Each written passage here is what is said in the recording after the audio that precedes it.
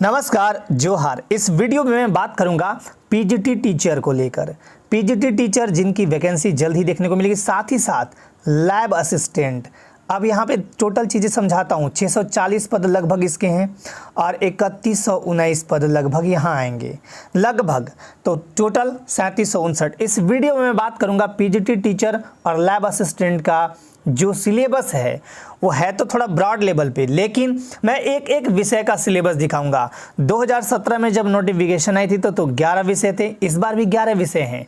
But सबसे ज्वलंत मुद्दा ये है कि इनमें जैसे साइकोलॉजी नहीं है, सिविक्स यानी पॉलिटिकल साइंस नहीं रखा गया है, म्यूजिक नहीं है, फिजिकल एजुकेशन नहीं है। यानी इन सब से अगर आप बीएड और एमए किए हुए हैं तो आप टीचर नहीं बन पाएंगे झारखंड में। झारखंड का एक दुर्भाग्य यही है। बाकी स्टेट्स में ऐसा नहीं है, बाकी स्टेट्स में पॉलिटिकल साइंस के आते हैं, म्यूजिक के आते हैं पीजीटी टीचर, लेकिन यहाँ नहीं है। तो हम सब मिल के इसके लिए एक आवाज़ भी उठाएंगे। निश्चिंत रहिएगा आप सभी। यहाँ पे जो दिए गए हैं दिखा देता हूँ मैं, और साथ ही साथ जो वेतनमान है वो मैंने बताया भी है पहले वाले वीडियो में। आपके काफ़ी कमेंट आए हैं, मैं कुछ कमेंट भी लेने का प्रयास करूँगा। अब यहाँ देखिए कौन कौन से हैं। पिछली बार जो वैकेंसी 2017 में आई थी उसमें लगभग 1540 पद थे, इतने पद थे। और इस बार जो आएगी लगभग 3000 प्लस ही तो आएगी। तो अब आपका सीट डबल है। यहाँ पे देखिए कौन कौन विषय हैं। पहला हिंदी, मैं एक एक दिखाता हूँ। हिंदी, अंग्रेजी, संस्कृत, अर्थशास्त्र, उर्दू नहीं है, भूगोल 5 तक हो गया। उसके बाद देखिए इतिहास, भौतिक शास्त्र, रसायन शास्त्र, गणित, जीव विज्ञान और लास्ट नंबर है आपका वाणिज्य।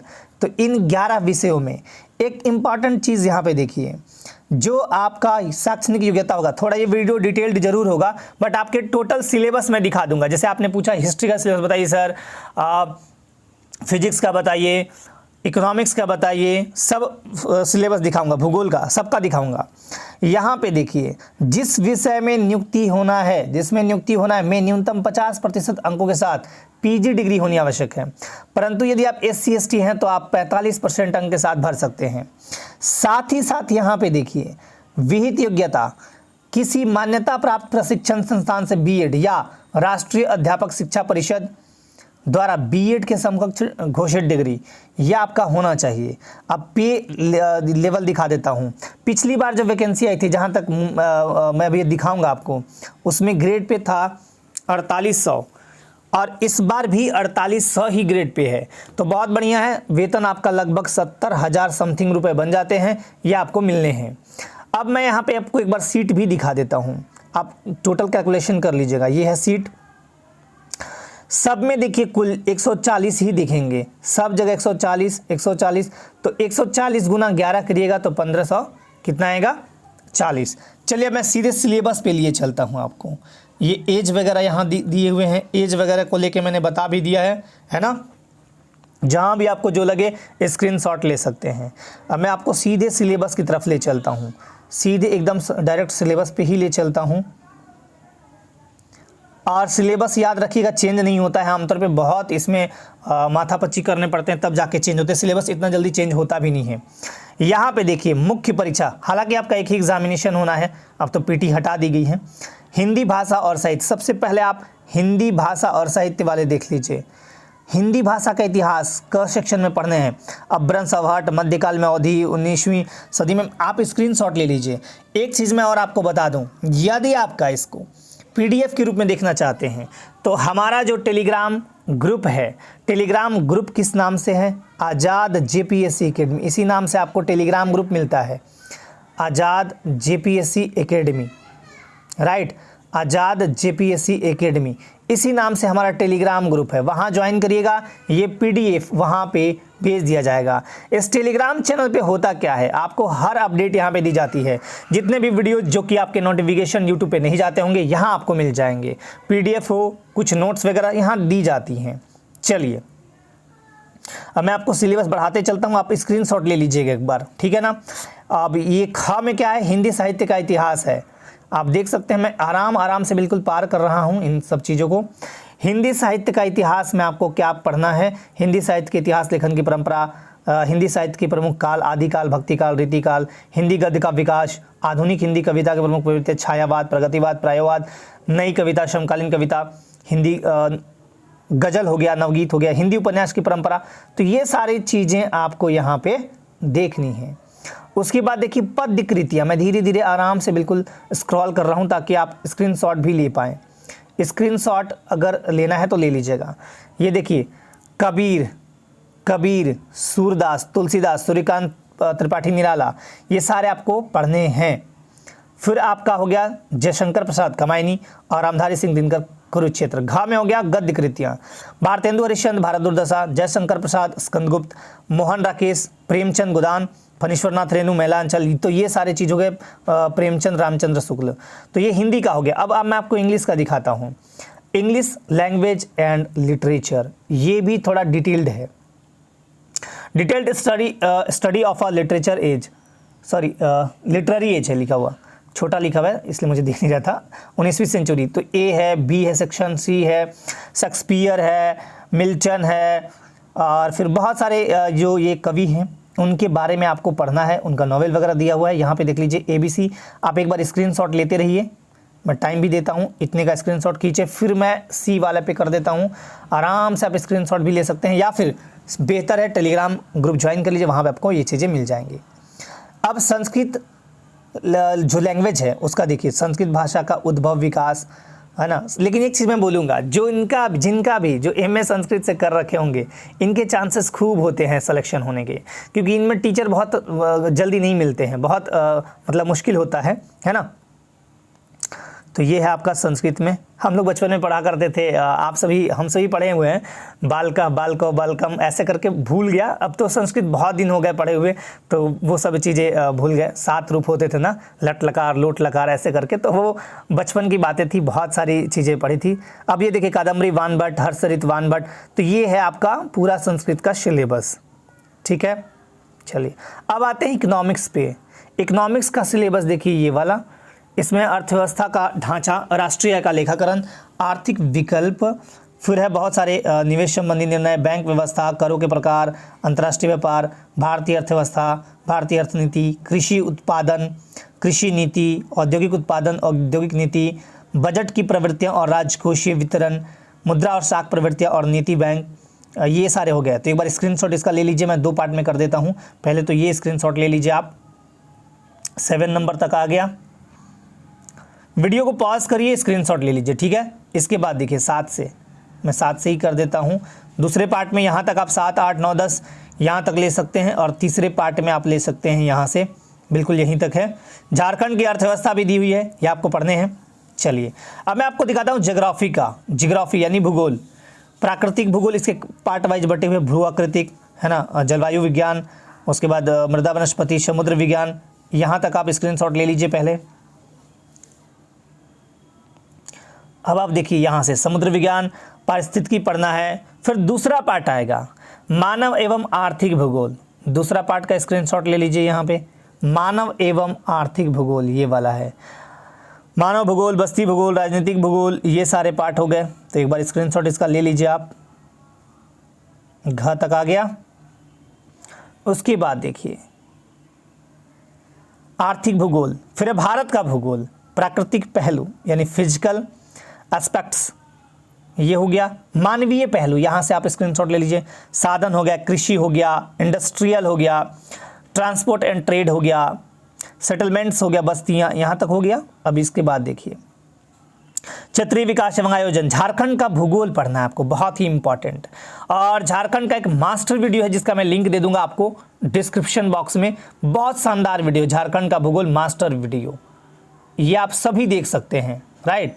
मास्टर वीडियो है, बहुत ही पहले बनाई गई है मेरे द्वारा, तो ये आप देख सकते हैं, मैंने ही बनाई है ना। उस वीडियो में पसीना ही दिखेगा मेरा, बहुत गर्मी थी उस समय। झारखंड का भूगोल देखिए क्या है, ये सारे उसमें लगभग कवर आपको कवर्ड है, देखने को मिलेंगे।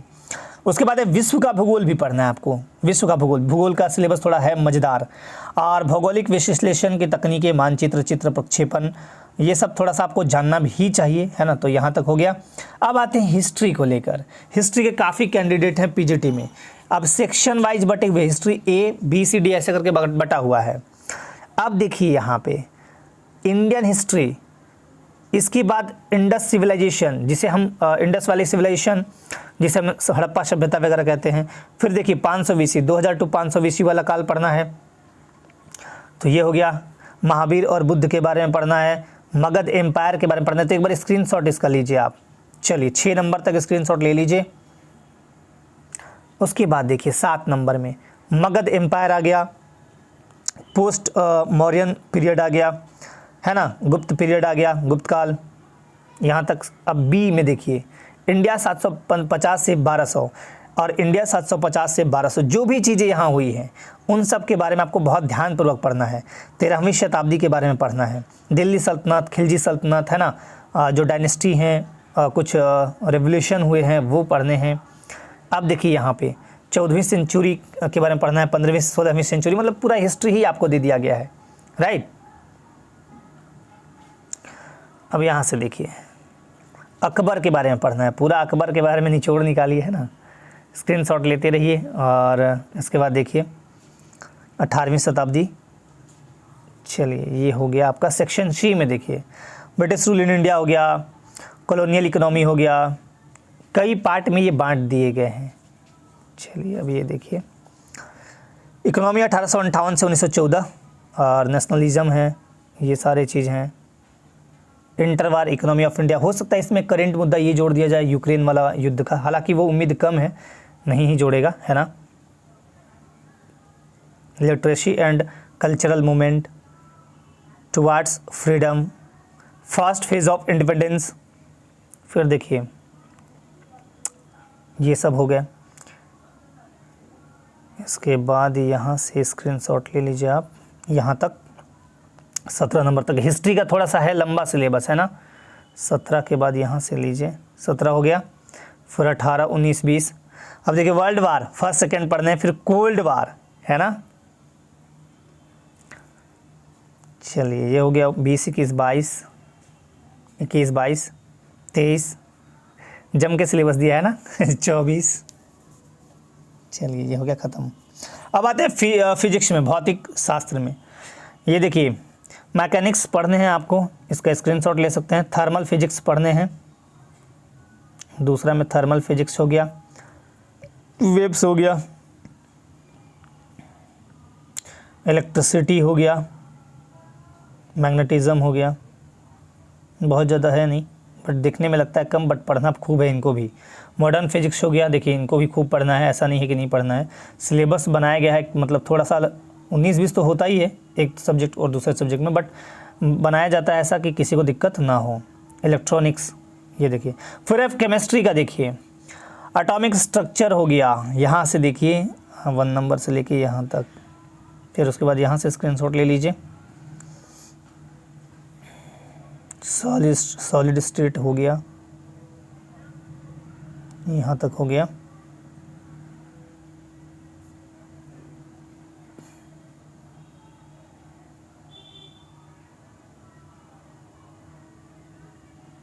बस इनका सिलेबस ख़त्म होने वाला है। अच्छा भी है, 12 तक हो गया। 13, 12, 13 हो गया। 14, 15, 16, 17 पॉलीमर्स के बारे में पढ़ने हैं। Study of following types of organic compounds, ये है आपका।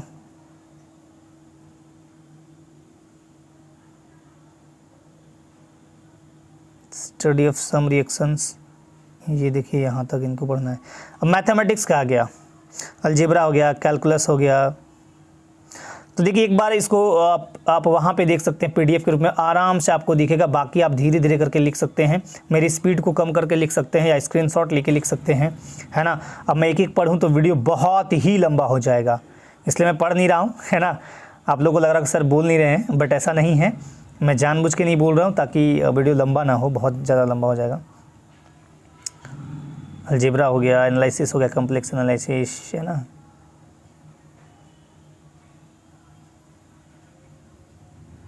प्रोबेबिलिटी भी पढ़ना है, मैथ का एक बहुत शानदार टॉपिक होता है प्रोबेबिलिटी, है ना, जो कि कभी कभी रीजनिंग में क्वेश्चन पूछे जाते हैं। लेकिन ये दूसरा है। कॉमर्स का देख लीजिए, कॉमर्स वाले भी परेशान थे।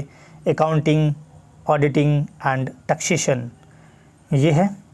उसके बाद देखिए important provisions of the income tax act 1961, ये सारे पढ़ने हैं आपको। Business finance and financial institutions पढ़ने हैं आपको, है ना, ये हो गए।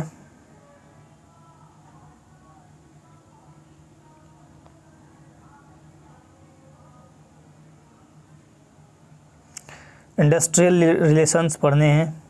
उसके बाद बायोलॉजी, इसके दो पार्ट हैं, एक जूलॉजी है, पहला वाला में देख लीजिए ये प्रोटोजोआ हो गया, ये सब हो गए, एनालिडा हो गया, मोलिस्का हो गया, ये सब पढ़ने हैं। एक बार देख लीजिए फिर से बायोलॉजी वाले, बायोलॉजी यानी जूलॉजी पार्ट 1, जिसका जूलॉजी ऑनर्स होगा वो देख लीजिए, ये हैं आपके सिलेबस।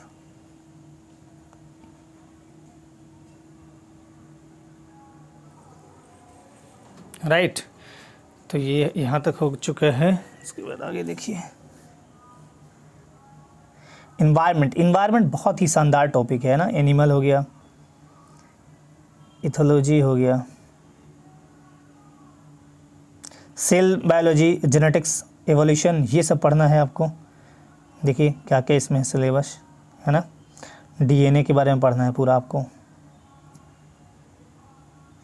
ये देखिए।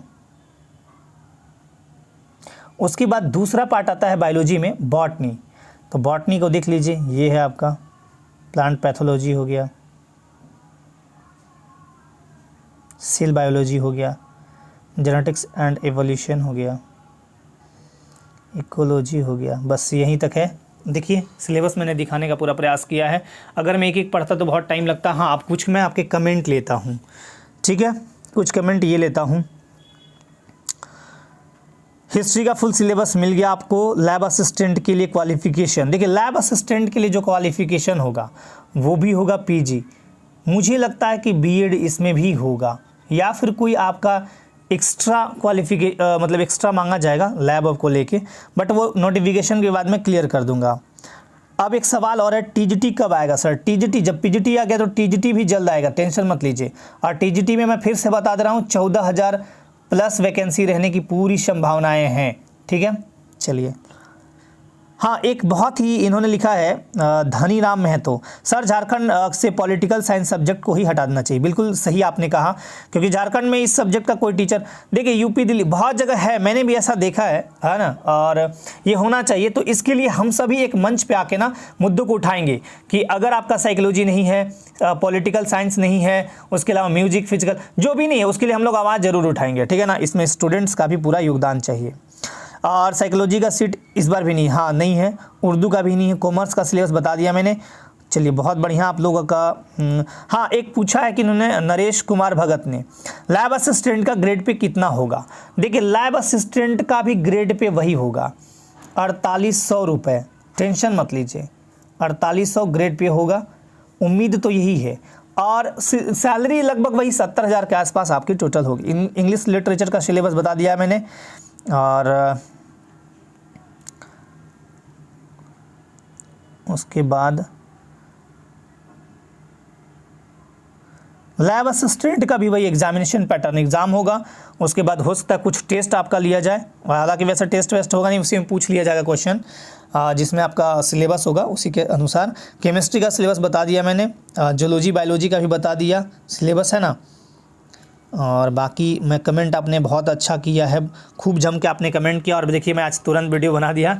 तो देखिए एक चीज़ मैं बोलूँगा, अब आपका एक और इम्पॉर्टेंट चीज़, एक और सवाल यहाँ पे मैं लेता हूँ सबसे इम्पॉर्टेंट, कि देखिए ये तो ठीक है, नोटिफिकेशन भी आ जाएगा, सब कुछ हो जाएगा, बट अब सवाल ये उठता है कि सिलेबस कंप्लीट कैसे करें। एक बहुत बड़ा इम्पॉर्टेंट सवाल ये है कि ठीक है सर, ये तो नोटिफिकेशन आने को है, सिलेबस कंप्लीट, आपने जो भी पढ़ा है सिलेबस देखिए, सिलेबस मैंने दिखा दिया, उसका सोर्स ढूंढिए।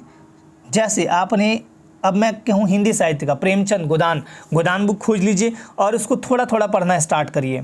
ठीक उसी तरह हर सब्जेक्ट का, हिस्ट्री हो, जियोग्राफी हो, अगर मान लीजिए जियोग्राफी में है, जैसे भारत का भूगोल है, जैसे हिस्ट्री में है जैन धर्म बौद्ध धर्म, तो जैन धर्म बौद्ध धर्म का एकदम आप उठाइए, जो बुक है आपका, ग्रेजुएशन हो, पीजी हो, या फिर जहाँ से आपको सोर्स मिले वो उठाइए और धीरे धीरे पढ़ना स्टार्ट कीजिए, ठीक है। और कैसे करें बेस्ट प्रिपरेशन। तो देखिए, बेस्ट प्रिपरेशन करने का एक सिंपल सा फंडा बताता हूँ। बेस्ट अगर प्रिपरेशन करना है तो इसका सिंपल सा फंडा मैं बताता हूँ, शायद आप लोगों को अच्छा लगे। कोई रूटीन मत बनाइए। जितने भी रूटीन बनते हैं मैं बता दे रहा हूँ, उसमें 95% रूटीन फेल हो जाते हैं। रूटीन ऐसा मत बना दीजिए इतने बजे उठना है, ये करना है, वो करना है। मतलब आप इंसान है, मशीन नहीं है, है ना इंसान है। तो आप सबसे इम्पॉर्टेंट ये रखिए कि मुझे एक दिन का टारगेट रखिए। टारगेट जैसे मुझे आज ये काम करना है, मैं जब करूं, है ना, जब करूं, आपको जब अच्छा लगता हो। और पढ़ाई का सबसे जो शुभ मुहूर्त माना जाता है, सुबह अच्छा टाइम माना जाता है, वो सबसे सुबह, क्योंकि सुबह याद होता है। बाकी ऐसा नहीं कि दिन में पढ़ेंगे तो याद नहीं होगा, बस वही है कि दिन में थोड़ा जल्दी याद नहीं होता, थोड़ा टाइम लगता है। ठीक है, तो बेस्ट प्रिपरेशन करने के लिए आप टारगेट रखिए। और सबसे ज़रूरी बात, जिस दिन आप टारगेट पूरा करें उस दिन अपने आप को पार्टी दें। जैसे कहीं घूमने चले जाएं, ज़्यादा देर नहीं, 10 मिनट 15 मिनट, चाय पी लें, कोई म्यूजिक सुन लें, कोई पसंद का गाना सुन लें, या कोई पसंद का थोड़ा 10 मिनट का कोई सीरियल उस टाइप का है तो देख लीजिए, या आधे घंटे का, कोई दिक्कत नहीं। सीरियल देखने से क्या होता है, दिमाग एकदम कंसंट्रेट होता है और आपका ये फंडा बहुत काम करेगा। यदि आप टारगेट रखते हैं, जैसे आज मुझे मौर्य काल पढ़ना है तो पढ़ डालना है, चाहे जैसे भी पढूं। अब आप बताइए 10 घंटे का आपने टाइम टेबल लगा लिया, आपका फेल हो जा रहा है लगातार, तो ये गड़बड़ हो जाएगा। इसलिए जिसको जो अच्छा लगता हो, कुछ लोग टाइम टेबल से भी पढ़ते हैं। तो बेस्ट प्रिपरेशन के लिए यही है कि टारगेट वाइज पढ़िए कि मुझे ये कंप्लीट करना है। फिर आप अपने सिलेबस को देखिए और टारगेट पूरा करते चले जाइए, तो आपका सिलेबस कंप्लीट हो जाएगा। सोर्स के लिए एक और आपको बता देता हूँ, कुछ बुक्स आते हैं रांची में, आपको मिल जाएंगे। रांची में आप जाएं या फिर कहीं भी आप पता करें, है ना, कि पीजीटी को लेकर कोई अगर वैसा बुक आया हो जो उसी सिलेबस संबंधित विषय का हो, आप पहले उसको एक बार मिलाएं। अगर सिलेबस मैच करता हो तो पढ़ना स्टार्ट कर दीजिए, आज से पढ़ाई चालू कर दीजिए। ये वैकेंसी जब आएगी तो बहुत जल्दी इसका नोटिफिकेशन, एग्जामिनेशन हो जाएगा। नोटिफिकेशन आने के बाद आपका 3 से 4 महीना टाइम रहेगा, तो ये भी आप दिमाग में रखिएगा। मतलब नोटिफिकेशन आज आया तो आज से 3 से 4 महीना आपके पास टाइम होगा लगभग, क्योंकि 1 महीना फॉर्म भरने का और 1.5-2 महीने तो लग ही जाते हैं एग्जाम होने में, है ना। तो 3 महीना कम से कम आपके पास होगा और मैक्सिमम 4 महीना मान के चलिए। तो ये तैयारी का एकदम खाका बना लीजिए, थोड़ा अपना रणनीति स्ट्रेटजी बनाइए और बहुत अच्छे से तैयारी करिए। ठीक है, और यहाँ से आज़ाद जेपीएससी अकेडमी से जो भी हेल्प बनेगा मैं आपको करने को पूरा तैयार रहूँगा।